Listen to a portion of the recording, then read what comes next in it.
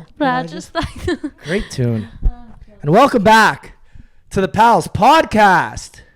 I'm your co-host, Richard Stewart Liordi, and I'm joined here by my beautiful co-host, Danielle Marie Galarno. Are we going full names now? I didn't even know your real name, but actually, no, I did know it was Danielle Marie. I definitely knew that. Most basic. Stewart. I'm Italian and Brazilian. My middle name's Stewart. Your name's Richard. I know. Well, Richard's like a strong, powerful like name, But not right? Italian or Brazilian. No, but like it's European. Like if you kind of. It's like British. That's okay. It's not like knowing who your mom is Yeah, and who your dad is. I could have been like Riccardo Silvestro Liorti. Both of you and your brother have like the most names. generic Shit names. Canadian American names. Yeah, they missed out big time. But we're not here to talk about names today, Danielle, are we? No, we're here to talk about our wonderful guest. Honestly, it was so much fun meeting him, everything about it. We stopped by his show afterwards. What's his name? Christopher. I was going to say that after. Like, wow. It was just so much fun. He was unbelievable. It was so funny, though, because before we have a studio now, as you've heard 1,000 times. We have a studio. But this was us recording at the venue, which was a lot of fun. And obviously, we packed the bags. Everything was good. And I forgot a cord. Well, first we forgot the laptop. Thank God the venue was close. So I ran back, got the laptop. I get there. I'm like, so where's the cord to connect the laptop to our mixer? I run back at there. Thank God he didn't know any of this. Yeah, I was out of breath. I was like, let's just get this started right now. To give you guys insight, so we have the studio now. We're super pumped about it. We want to record here as much as we can. But obviously, like sometimes you have to go on site. And sometimes you heard that, right? I was like, what is that noise? Sometimes you have to go on site because you got to fit into, your guest schedule. So we recorded this at Velvet Underground, which is literally 200 meters from our new studio. Like not even. It's super close. The thing is, we went out on Saturday night. We had a couple drinks, and we recorded our first episode of Sunday in studio. And it went a little bit longer than we were expecting. We were hanging out. We were just enjoying each other's company with our previous guest. So then we had to kind of rush to pack things over. So between rushing, moving to the new spot, being a little bit hungover, and getting to the new spot, you're a little bit flustered.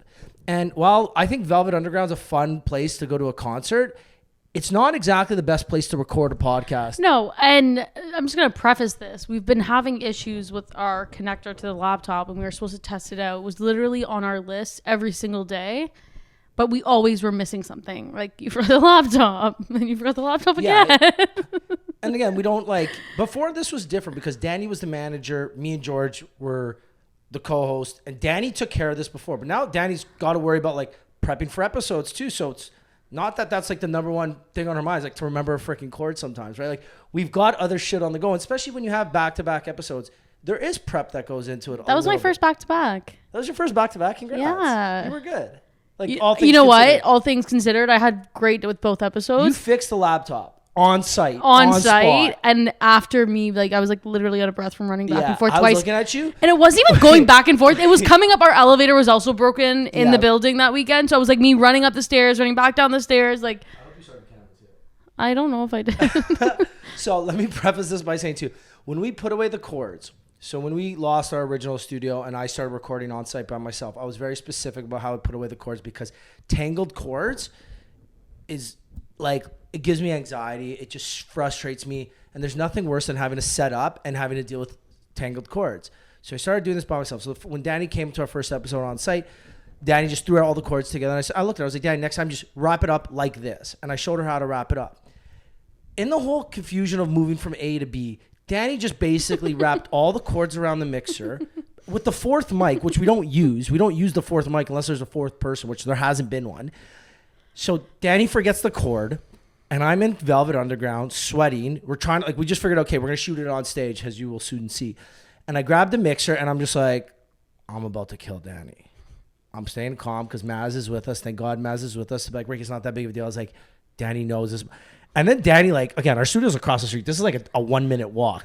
And it took her at least 10 minutes. She must have you must have taken a poop or something. You definitely did something in the studio because no, Ricky, walking up those stairs. It took you at least 10 minutes. And I'm just thinking, and the manager's looking at me and he's like, you guys ready? I was yeah, we're going to be ready. Just 2 more seconds, just figuring this out. No. I timed myself. It was 4 minutes. And the hardest part for me was, number one, I had to cross the street and there was a lot of cars. I had to wait for the light. Didn't want to die. Number two, I could not walk up those stairs for the life of me. Like, I was just like this. Like, oh my God. Yeah. But like the last, like, first flight, I'm like charging up. And Second our flight, I'm stairs just make like. so much noise. Wait, why'd you go up the stairs twice? The laptop was in the car. No, it was the second time. Oh, second time was 4 minets. That was my longer yeah. time. Either way, it all worked out. It worked and out. Christopher, he's like a. So let's talk about him for a bit, because he's a Danish singer, songwriter, actor. Yeah. So he actually did his first movie. It's out on Netflix, A Beautiful Life. It's a Danish film, hit #1 all over the world. Yeah, and it's filmed in Danish. It's a Danish film, yeah. Okay, so the main language it's filmed in is Danish. Okay, yeah, that's what I meant. But and then it was brought across all of Netflix platforms, translated in like the languages, and it's like hit Canada's top movie and like on like our top 10 charts for a while. It hit there in Europe #1 for a while. So, and he wrote all the whole I can't even speak, the whole soundtrack to the movie. So Correct. It's his first movie, first sound, like, and he did the whole soundtrack, which was amazing. This was his first world tour. Prior to coming to Canada, he had like 50 shows all over the world: Asia, Europe, North America. I think he did South America too, actually. Yeah. And it's always interesting with someone who's ESL, English Second Language. You don't know, because again, singing is one thing, and like, you don't know exactly if they're going to be able to just like go with the flow. And this podcast is very go with the flow, right? So it's not question, answer, where you can prep people and they have those answers preset in their mind based off those like question cues. But he was actually phenomenal. He was so good. And Ricky had a crush. The guy's beautiful, straight up. Like, the guy's a handsome dude. Like, at one point I'm sitting beside him, I'm like, this dude's handsome. No, like, so you know how sometimes like when like I get flustered, like I just don't talk? I physically couldn't talk at some points because you were just like... We were grooving. But it was fine. It's hard the way we were sitting. Like, your back was kind of turned, so you couldn't see when I was about to talk. But regardless, it was really great to meet him. Really great to watch him at his show. Yeah, and that was cool. That's, again, I've said this before on the pod. That's one of the coolest parts of doing this podcast and doing musicians specifically, is going to watch them do what they do best. And seeing him on stage after we talked to him. And fun fact, he wore a Doug Gilmour jersey on stage for his encore, and he asked us about that. He goes, "Hey, I just bought this Toronto Maple Leaf jersey. Should I wear it to the show?" And we were just like, "Look, a lot of artists do is like when they come out for their encore, they'll be wearing a jersey." And he did it. And he did exactly what we told him to do, and that was cool to me. It was. So yeah, Christopher, thank you so much. Our good friends at Warner, thank you for setting this up. Christopher, you're amazing. We can't wait to see you when you come back. Enjoy, finishing the tour, going home to your beautiful wife and kids, and enjoy spending some time at home. And we can't wait to hear the new album that's going to be coming out at some point this year. And for those listening, enjoy this, enjoy the pod, and let's fucking go.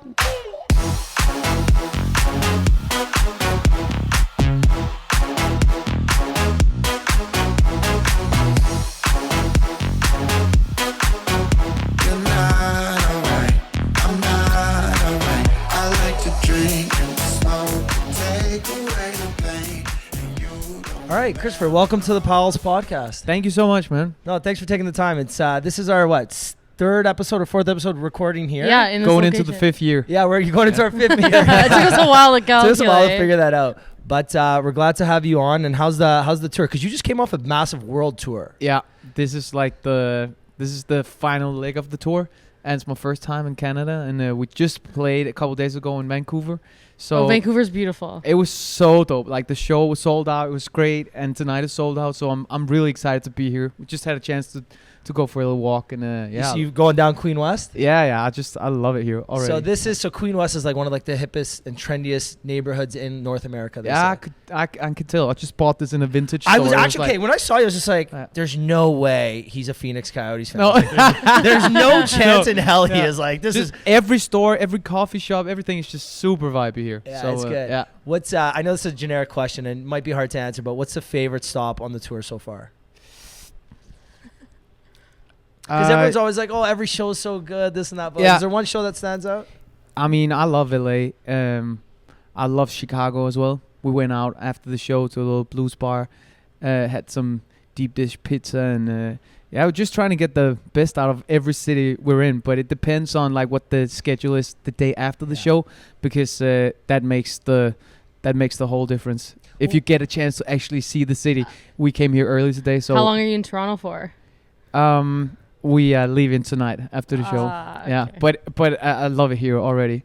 So let me ask you this, because I know, let's say you don't have a show the next day, you'll spend the night. Do you go out and like actually like experience the city? Because I know a lot of singers, like, you got to protect your vocal cords. Like, some people try not to talk too much. Yeah, that's a big thing for me. I really try to take care of myself, and it's hard when you're on tour because you sleep on a bus. Last night was freaking cold. You know, we're just freezing our asses off all night. Wake up, it's hard to get like great food, and I really try my best. But also, the first part of this world tour, all my friends were like, "Oh, you saw Shanghai and you saw Beijing and you saw like all these beautiful places in Europe," and I was like, "I didn't see anything." I was in a backstage, and then it was like thrown on an airplane, or I just went straight to the bus. So I really try this time around to get the most out of every city we visit. Okay, what's your favorite city in general? The favorite city you've ever visited? I feel like he's traveled so much too. Yeah, I know. Like, that's the thing. Like, you've probably been in like so many places. I feel like Chicago was all the way up there. Shanghai is a cool city as well. It's a couple of very cool places in Germany, Hamburg especially. I really like New York. Yeah, I love that city. I've been many times, but Paris is so vibey. Yeah, Canada is is all the way up there already. So yeah, just one of the bigger privileges to do what I do, for sure. Do you like doing the movie and that side, or the music side more? What brings you more peace and happiness? The music side. Yeah. Just because I'm very new to the acting, and it was not a 100% comfortable experience. I was I was you can tell he's like thinking about some moments, just like, yeah. No, but it was really challenging, and I was on thin ice a lot of times, and I had no fucking idea what I was doing, you know, when it came to the acting. And when I go on stage, I know what I'm capable of doing, and I feel like 100% comfortable. I'm in the zone, and I think when I get to that point, when it comes to acting, I'll enjoy it more.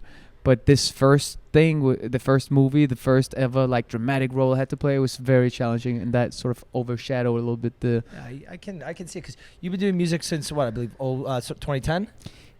Yeah, 2012. I was releasing my first album, so 2.5 billion streams, I think, was the number I saw. That's wild. When did you really like know, like, hey, I can do this? Like, what was like that aha moment? The aha moment? That was probably when I got signed, when I was like 17, and someone other than my mom was like, "That's great, honey." You know, and some professionals were like, "That's awesome." You know, we're gonna do this. We're gonna put some money into this project. That was like, okay, I can do this. Yeah. And then of course, like, the first number one, first time listening to yourself on the radio, first time doing a music video, playing for like more than 1,000 people and stuff like that. It's like milestones. And now for the first time this year, this is my first world tour. First time I go to cities like Vancouver and Toronto and Chicago and so on. First time in Canada. First time in Canada. Those first time experiences are so magical for me. Yeah. That's the reason why I do it. And there's something special about when you visit a city for the first time, you know you'll never forget that. And the fifth and the sixth time it starts getting a bit blurry, you know. Yeah, but anytime you do something for the first time, it's always like such a memorable. Yeah, feeling. it's super special. But it's also going halfway across the world and like people listening to your music and like they're coming to watch you, and it's like they're not even in the same time zone. No, and like you're realizing like, holy shit, like these people are sitting here, they paid money to come watch me. Yeah, we just had our first trip to South America and visited Brazil and Argentina and Chile and stuff. Brazil's gorgeous too. It's gorgeous, and just the fact that you can travel to the other side of the planet and people are like singing along, clapping along, it's still trippy to me. It's like, yeah, the world has gotten so much smaller with Spotify and YouTube and everything. That's social media. Yeah. Everything is just available right there, and yeah, that's great for an artist like me. And it's like the coolest part has got to be that you have people that probably have no idea how to speak English or Danish, and like they're singing your songs like word for word back to you. Like, yeah. I can imagine like Beijing. These people have no idea. Like, I think especially I give a few speeches in between the songs, and I can tell that people are like, they have no idea what you're saying. They're not getting everything. They're not getting every word. You got to get like the Google Translate in the back. It's also like super fun to see how the fans and the crowds are different from city to city. You know, in most of Europe, they're super wild. They're super loud in between the songs. Also, it's like it's hard to get their attention, but they're also singing the words super loud when we're playing the actual songs. And in most of Asia and China especially, they're so true to authority. And when I'm like, okay, everybody be quiet, it's like between every song. I mean, when a song ends, it's like this. Dead silence. And I feel like here it's complete opposite. Yeah. He was like, all right, chill out. But yeah, it's very fun to watch how it's so different. But when the show is over, I mean, we got a good thing going on in Seoul in South Korea, and it's absolutely insane. It's just like I feel like I'm the Justin Bieber of. Yeah, and it's got to be so fun because again, like you're young and you're getting to experience like what most people don't experience in their whole lives. I feel like I've lived 7 years within this past 12 months. It's like it's a dog year. Honestly. What are you most excited for when you're done tour? Finishing this album, getting back to Copenhagen. Speaking of one of my favorite cities in the world, I'm born and raised in Copenhagen. Just city too. Bought a house outside of Copenhagen. Congrats. I have a wife and 2 kids to come home to, so I'm looking forward to seeing them. It's been a what a year. Yeah, I can imagine. Out of this world. I was in Copenhagen for a music festival. This would have been 4 years ago at Tivoli Gardens. Tivoli Garden. Yeah, isn't that the oldest amusement park in the world? It's a Friday. It's one show, one artist, right?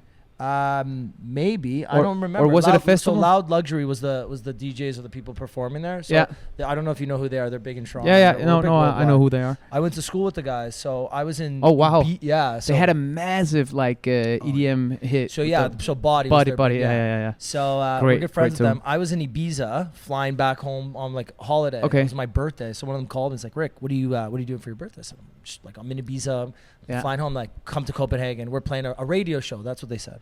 Oh and yeah. I'm like, oh, a radio show? Like, yeah, it's a small radio show. I was like, cool. I thought it was gonna be like I was playing. Like this. I was playing that night. Actually? Yes, because it was The Voice, and there's probably no award that I've won more time than the Voice Radio Awards. It's like I was going on 5th year in a row, or 5 years in a row, and I remember that one doesn't hit as hard anymore. but the first time it does. Not exactly, but they didn't play a full show. I remember they played like like 5 songs, exactly, and we all do the same thing.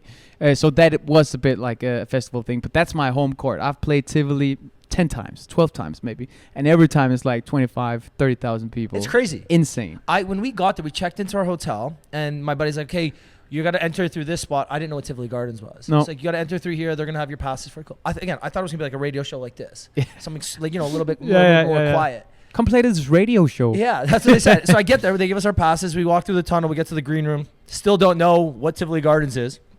They go up. I walk out. I'm like, oh my God, this is a music festival. This is not a radio show. This is crazy. Like 20,000 people, like pyrotechnics and all that stuff. I was like, this is insane. Yeah. Just crazy, but yeah. Okay, what are the odds? You were both there on the same night. Yeah, I guess I've seen you. I was telling her, I'm like, I've never seen any of your shows, but you've never been to here. But maybe you didn't. Maybe you were in the green room. Maybe I was there. Maybe I missed it. Who knows? When you looked away, I was like, I want to thank the fans. I want to thank the jury. Yeah. No, but that's interesting. What so you're gonna finish the album. What's like the main pretense behind the album? What's the inspiration behind it? I mean, I've been trying to figure out how to have a family and a career at the same time. And you know what you realize when you're on tour is like, do I have my priorities straight, and or am I running for fool's gold? You know, is this truly making me happy? That's one of the main themes of this album. Also, just becoming a dad. You know, entering a new chapter of my life and saying goodbye to an era. You know, just trying to deal with becoming 30 and your 30s, and it's time to make some grown-up decisions, you know. Well, what's been the hardest part about turning 30 then? Because I turned 30. She's 28. Slowly getting there, but nothing difficult about turning 30. The most difficult thing was getting kid number 2, and she was born on the day I released the first song of A Beautiful Life, and then a couple months later, A Beautiful Life came out, and I was off to the races. So it was just like, it felt like it was everything. How was it being able to like act in a movie, but then also have like your whole, like you did the whole soundtrack of the movie? Yeah. So like, how was that experience? I mean, as I said, it was an amazing experience, very challenging for me, especially the acting. But it was a dream writing these songs, and for the first time ever writing from not my own perspective, but writing from this character's perspective, it made it almost easier, because when I go to the studio, I can write about everything, you know. But this was a very specific thing. It was like, you can work within this frame, and it made it almost like, okay, he's feeling like this. It's right here on the page. We're going here. This is how he's feeling. Let's go. I guess that's interesting, because we've had so many musicians on the podcast before, and we've always asked, like, what's your writing process? How does it work? What's the thought process? Yeah. And very rarely they write about like an emotion that they're feeling or something that's happening in their lives.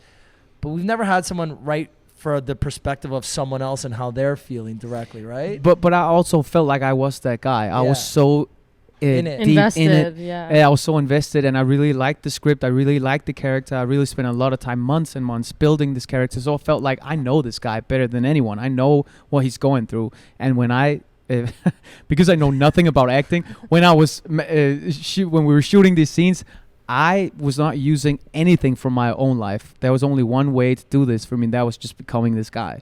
So it's full on method acting. This is your first movie. Yeah. And like, it was, I know in Denmark it hit like top 10 on Netflix for a long time. And so did Canada. Yeah. All the time. Like, my top 10. Okay, top movies to watch right now. So insane. A Beautiful Life. Like, that's insane So to like be your insane. first movie. Not only did you act for the first time, but you also did the whole soundtrack. Many like artists don't have the opportunity to do that. No. And It's like later in their careers or something.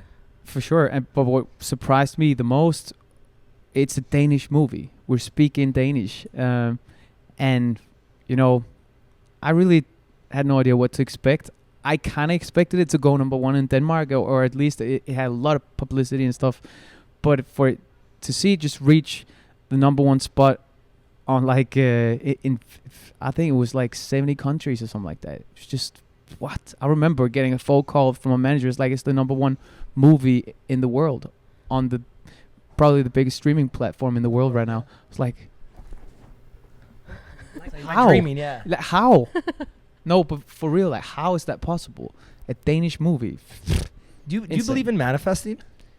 I do. I've been doing that my entire career.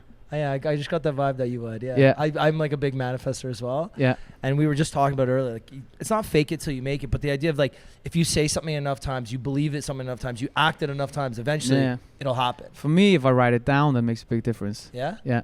Are you like a big goal-oriented guy? Super goal-oriented. And I feel like there's like a 50-60% bigger chance that it will happen if you dare to write it down or say it out loud or speak as if, you know, this is going to happen in a couple months. I said this earlier too, and I know this sounds so stupid. One of my New Year's resolutions this year was to quit biting my nails. Mm-hmm. I just had a bet with this guy. I'm on day 45. Oh, really? I just cut them the other day. Someone said I need to go for a manicure. I've never had a manicure in my life, and I'm about it. Yeah. Like and I know it's so stupid to everybody. Everyone's like, No, I get it. I bite my nails. So but it's like everyone who gets it, Yeah. like, There's it's funny with New Year's resolutions because I just quit snoozing. It's this nicotine pouch, just the tobacco. it's massive in the Scandinavian and countries. it's so addictive. It's like, massive. you know. My Norwegian girlfriend used to do that.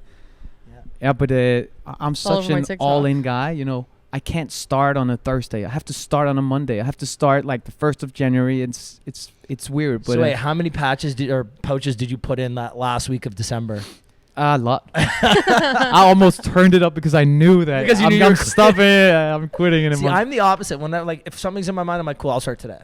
Like I quit biting my nails December 20th. That's probably the Healthy. more reasonable way to go about it. Yeah, but I get it. Like Mondays is a good one. Like I know a lot of people. I am so like psycho about this too, but like if it's 12:13, I cannot start a task unless it's a 15 it or a has to 20. be I totally get So that. then I wait for I feel 3 like minutes. that. I have like I'll put an alarm for 3 minutes. Yeah. Okay, now I start at 12:15. It has to be 15 or 20, 25. It cannot be what am I going to You start are something not at alone 18? with this. Thank I mean, you. Am I the especially only normal with my- one in this conversation right now? wait, I especially feel like that with workouts. If I start my workout like 12 minutes past something, I'm like, it's done. It has to be on like it's not even, I guess. It just has to be on like a a one number of that those whole feels good numbers. to you. Yeah. I can't do anything. Like 12:01, nope, doesn't make sense. No. Start at No, 12:05. I get that. And like I'd rather waste time in my day. Especially than, with falling asleep as well. It's like, oh fuck, I just missed my slot. Yeah, okay, so honestly, I can see that one, but yeah, the other ones I don't know. Anyways, this one I always love asking. If you weren't a musician and now actor, what would you do? be a fireman. No, I don't know. I was I get really. I get that question a lot, and there was really never like no plan B for me. This is This is what I'm doing. this is what I felt like doing. This is what I was manifesting since I was like super young, and it could have gotten so many ways, but it's definitely something creative, like using my weird out of the box brain for something. Were you good in school? Yeah, I was lazy, but That's fair. I don't think I've ever asked this, and it's probably a really stupid question, but it's like, how did you know when like you were a kid, like, oh, I have this talent? there was a talent show at my school. It's a That's very an easy specific one. thing. Yeah. That's a very easy one. Yeah. Yeah, And I mean, I- like, how do you realize, like, oh, I'm good at this, and I'm Talent better show. than other people? Talent show. The first thing for me was like, they don't love music the way I do. I remember like listening to music all the time, always singing, and just feeling like super emotional and passionate about it. And I was looking at my peers, and I was like, I'm the only one to feel like this. And then when I won that talent show, I was like, I loved soccer, and I played soccer for 20 years.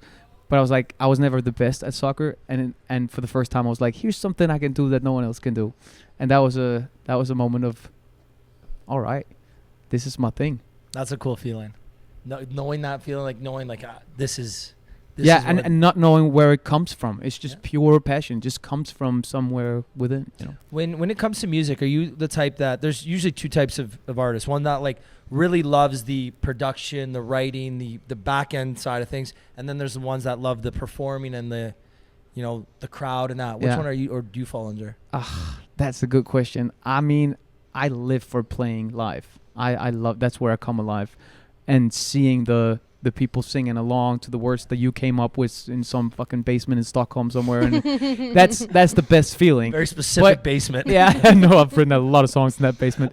No, but actually being in the basement and being in the lab and coming up with these. I mean, there's only one thing that comes close to being on stage and feeling that exchange of energy with the audience, and that is writing a song where you know, ooh, this might be the thing. You know, that this I can You're almost foaming from the mouth, yeah. I can already hear the crowd singing this. You know, that feeling of like, whoa, fuck, this is great. That is the most exciting thing.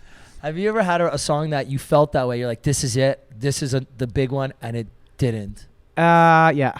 Yeah. Yeah. We always joke. We said, I'm gonna take every song from every artist like that didn't get approved by their label. I'm just gonna like make a mixtape with all the songs Yeah. from every artist No, that's on the but, podcast. That like they love the song, but the label said, I don't know. I've had it a couple times where I felt like this is 100%, and it didn't happen. And I've had a few where it's like, I'm not sure about this, where it like really blew up. And it just goes to show that you're in it. You're too deep, so you can't really listen to your own stuff objectively. Well, sometimes you ever just like take a step back and like you have a song that you think is like almost finished, and then you take a step back, leave it in the metaphorical vault, Always. and then come back to it months later. I'm like, hey, you know what? I can change Yeah, these things. always. You have to do that. It has to pass the test of time. Yeah. What's And your it- like biggest inspiration when you're like writing? I'll say my own life, things that I really sort of believe, or things that I've experienced on my own body. That's like the core of inspiration to me. Or it could be like a friend telling me a story or something like that, but something that I feel I'm deeply moved by, or feel like I need to get this out of my system, off my chest. I think that's what I keep realizing that even if there was no money in this business, no fame, no nothing, I'll still be doing it because I can't help it. It's just a part of like it's just what I love to do. And that's what it comes down to. But that's what for someone like you, that's what it needs to be, because you can't just half-ass this. That's you what can't just like, oh, I was born with this talent. I'm just gonna kind of do it. It's like you got to be all I in. think you can actually do that, you half-ass can, it, okay. but you can have like you can have that longevity to your Yeah. career. If you can have a one-hit wonder, you know, you've seen it many times, yeah. but some people are not in it for the right reasons, and I don't believe that they will have that long career. And that's what all my heroes, songwriting heroes, artists that I really love, that they all have that one thing in common. They're in it for the music, and you can tell they love writing these songs, and they just love music. Okay, who's your dream artist, someone to work with? It can be anyone, alive or dead. Dead Michael Jackson. King of Pop. King of Pop. Bruno Mars. Ed Sheeran, John Mayer was like one of my big heroes. It's the reason why I picked up the guitar. Justin Timberlake. Oh, Oh, JT. yeah. These are all Big- great. Yeah, it's tons of Rihanna, Dream collab, Beyonce. You know, I could keep going. There's so many great artists out there, and yeah, No, I get it. Yeah, I've seen so many shows where I'm like, you know, Chris Stapleton. of course. Saw a clip recently that made me want to quit singing forever when he sang the national anthem. There's just some art that's like equally demotivating and motivating because they're so good, you know. Or you hear a song for the first time, you're like, why did I not come up with that? It's so obvious. So Why can't I simple. just Yeah. go back in time Yeah, and yeah. just make and that write song? that song, and he will be the one listening to my song. He'll be like, I could have done Okay, that. What's that movie? There's a movie about a guy that gets like hit by a bus and then he ends up waking up and nobody knows who the Beatles are. Oh yeah, I remember that. That's yeah, and then it's like That's he's a fun- writing like Yellow or something for Yeah, the yeah, first, I not remember. Yellow. Yesterday. Yesterday or something. for I the remember first that time. movie. That was fun. This is on this topic. Sorry, who's your favorite person to see live, like in concert? Obviously, I'm assuming. I was going to ask, what was his favorite show? Okay, so we're aligned. Same thing. Bruno Mars is all the way up there. I mean, one of my all-time favorite male vocals. Just a good energy. That music was just built for live and written with that experience in mind. You can really tell. Justin Timberlake, awesome. He's up there. Yeah, Justin Timberlake is one of like top. I've seen Bon Iver a few times. Also, just like one of those shows that's just sitting for weeks with me. John Mayer, Ed Sheeran killed it. I've never seen Ed Sheeran live, and like I want to so bad. Oh, Ed wait. Sheeran's great. When I saw him live, I was like, all right, I get it. Yeah. You get the hype. Yeah, I surrender So all the. that yeah. was me with Taylor Swift. Yeah. I was not a my Swiftie. God. I was not a Swiftie. I didn't care for Then it. you saw it live, and you're like, I went to the air. So my mom wanted to go, so I got tickets. We went to in a city called Detroit. I don't know if you played in Detroit. Nope, Probably not. not So yet. it's just about 5 hours from here in the States. yeah. And we got tickets. We went down there, and I started listening to her music the week or two before, Yeah, right? yeah. Like you normally do. So many great songs. Oh, there's I like mean, 50 songs, literally, you could listen to. You don't realize how many Taylor Swift songs you know, yeah. Like until it's- you like listen to them in a row. 'Cause, Yeah. like they're on the radio every 5 seconds, every movie, every TV you could show. argue that she's the biggest. Yeah. ever. Yeah, ever. And we went to the concert, and it's 4 hours, and she sings and dances and plays the guitar, plays the piano for 4 hours straight. And it's a workout only like big songs. Yeah, and like you got to think about like, how long's your set roughly? 90 minutes. And maximum. it takes a lot out of you, right? Like, Ugh. because you're giving it everything. To Everything. The crowd. Like, you I can't- when you're on stage, you can't half-ass that No. because then people will know you're half-assing Yeah, yeah. it. She's out there giving it all for 3 hours and 45 minutes, and you're just like, I don't understand it. Okay, so honestly, I heard a rumor. I don't get it. I don't know. Obviously, it's a rumor. Don't like get mad at me, but she's doing this Eras tour because then she's gonna retire. Like she's done. No way. Done No making way. music. Done making She's- anything. Like think no about way. it. she's It the would make biggest- sense. Trust do me. an Eras Trust tour. me, she's not quitting. I don't think Trust so. me. I don't think so. I just saw this. It was a thing on TikTok. because Like he- people were talking about again- because like why would you do an Eras tour with all of your different albums and do worldwide? Think about how long she's been touring for. To do what? So it's because she had 3 albums. She released 3 albums during COVID in the last 3 Wild. years. Right? Mm. So that's why she did the Eras tour. But it's like you do it for the love. It's not like you're just here to make a quick buck. You and can you're- tell that just her songwriting abilities and the way, like the style, it's just she's putting in the work. Well, She she's has also the- like evolved so much because like I remember I started listening to Taylor Swift when she was like more country, yeah. and that's when our song and I'm all looking those forward to that ones- experience. I've been a Taylor Swift fan for a long time, but I've never seen her live, and I know that she'll blow my mind. Once the tour's done, you got to go back home, relax, and then you'll see her. Yeah. I want Love to that. I want to bring it back for a second. What's the hardest part between juggling your career and then the family life? It's the missing my daughters. It's like physically painful, and especially when you're gone for like several weeks, and The time change too. yeah, and it just so much happens within those first years. And whenever I come back, I'm like, oh, you've grown so much. I mean, it just kills me.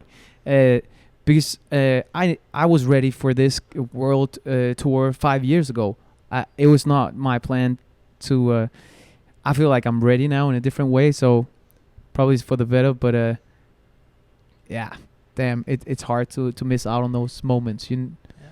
Does your family ever come on, like, meet you at like some tour dates? Yeah, but it's hard. It's tough because they're so young. I mean, it was COVID when we had our first daughter, so with our second daughter now, I know exactly what I'm missing out on, and it's the first step. It's the it's just my nephew just took his first steps the other day, like started walking. Yeah, they I grow missed it by so 20 fast. minutes, and I was just like, God, I missed this. So I can only imagine what you were like, especially when you're on tour for so long. The good part about it is it brings perspective to my life, at least, and whenever you are gone, you look at your life in a different way, because being on tour has really nothing to do with real life. You're in this bubble, so when you come home, you're like, I really feel like I realize how privileged I am, and makes you more aware. Yeah, it does. And more present in the moment. Yeah, it I feel really like once does. you're there, you're just like, okay, I'm here now. I can actually spend the time with them. I'm gonna put my phone away. I'm gonna be Yeah. with my girls. So it's definitely probably a healthy thing to miss. Yeah, it is, because if it's not, then it's like, why do you do this, right? If it's not, like, you got to have a passion. Yeah, and for it's both not sides. either or for me. I Yeah. have to do both. And It's you the gotta juggle it, contrasts in life that really makes it meaningful to me. And I can only be on tour, and I can't only be at home. Yeah. Well, we're almost nearing the time, so we got a couple of like generic questions. I just actually have one question. Yeah. What's on your rider? Like, do you have anything like special, like something weird, something you're just making me for look you? really bad right now. No. Red M&Ms. Yeah, exactly. Only red Skittles. Pick out the I'm rest just always of them. so curious, because some people are just so like generic, being like, I feel oh, like, you know I what? feel like you're a healthy guy. I feel like you got like We fruits got and vegetables. protein shakes, Yeah, and we got vegetables and fruit. No chips, no candy, no nothing. Really? Otherwise, I we'll got just that eat it. vibe. Really? This like Scandinavian countries are a lot more healthy than like the rest of us. It's Yeah. almost. And, I feel like he's it's obviously fresh. fit dude, guys. it's almost impossible to get good food or like healthy alternative. I really find it hard to not eat pizza and burger all the time, especially in the States. It's like, what are we having? I don't know. Sandwich. Because I again, guess. you're on the road. It's so tough. Like, you're between places. True, like you don't have time. Yeah, to go it's to like a nice healthy sit down it's a dinner. pit stop here at a gas station. Knock yourself out. Yeah, But and then rum, dark rum. We always Dark do rum. like you a guys are dark rum. shutter rum before, and a little chant before we go on stage. Wow, I love that. Dark rum. Yeah. Is like rum like popular? It's some say that it's great for the voice. It makes it a little bit more smooth. Okay, we didn't know that. And also it takes the edge of whatever Yeah. nerves might be. Quickly before we wrap up, what's your dream venue to play at? Madison Square Garden. Really? Mhm. That'd be cool. Yeah, Madison. It's It's an iconic like venue. It's iconic. It's not too big. It's like it's big. It's 20,000, 25,000. But it's that's what I'm manifesting right now. I thought you were gonna say somewhere in Europe. O2 Stadium or something. But we're playing something called Royal Arena in Copenhagen, which is like 16,000. Oh, wow. And there's some we're gonna do a show in South Korea, probably also like as that size venue. And once you've played 15,000 or more people, it's like it doesn't really matter. It doesn't really matter if it's 5 or if it's 10 or 15, but it does matter if it's like a 25 Madison Square Garden, like something like that. Do you like the smaller, more intimate rooms, or do you like the bigger, open? I love everything, man. I haven't That's a good tried answer, I haven't tried the big stadiums yet, but not with like a 90-minute Yeah. show, just my own show. So I'm looking forward to that. I'm sure I'm gonna love it because it's just a different like roar coming from the back, and I've felt it at festivals. We've played in front of like 40, 50,000 people, but a venue like tonight where it's like 400 or 500 people and it's packed and it's sold out, and it has like a vibe of everyone who's there. They can see you, can't hide, you can't run away. I kind of like that. It's really super fun watching shows in here. Yeah. Like as a fan, like watching people, Because like you're right it's just here, like- you're right here. You're in like there's so many people here and it's so busy, but then you can actually like just like enjoy the music. Yeah. Whereas like I mean, if I think about my favorite artist, I would much rather see a show with them in a venue like this than at Madison Square Garden. 100%. well, it's because- like Justin Bieber just played at History for All Star Weekend. I saw that. History is like what 2,000 people. 4, Yeah. I think. Yeah. Okay, but for the first it's- time in a couple of years, right? And he hasn't performed in so many years, and I've seen him live a bunch of times. So like seeing him at Scotiabank or wherever, it's great. Don't get me wrong, but if I could experience him at History in that smaller space, I'd probably appreciate it way more. Oh yeah, I mean to see like a Justin Timberlake, a John Mayer, Bruno Mars, a Freddie Mercury, or something like that up close, that'd be absolutely amazing. He has similar music tastes to Yeah, us. there you go. Like, you Why? can hang out. Last one before we wrap up. If you could give your younger self one piece of advice, what would it be? Enjoy the ride. Enjoy every moment as much as you possibly can. Don't take anything for granted. That's something that I've realized the older I've gotten. You can't enjoy anything in the now as much as you can looking back at it. It's like, oh, that was a peak. You don't realize it's a peak while you're peaking. You think, oh, I'm off to there's another mountain, something like. So yeah, be present, enjoy the moment. I love that. We appreciate you taking the time. Obviously, you got a busy day. You got a show coming up tonight. We're gonna be here. We'll probably sit in one of those corners there. We thank you for the time. If people want to find out more about you, your music, everything you're doing, where can they go? How can they find you? They can go on Instagram, Christopher Music, and I got TikTok as well. Can you post any songs on TikTok? Huh? Can you post any of your songs on TikTok? Nope. No. Nope. You're just going to see full Christopher on TikTok. Just him.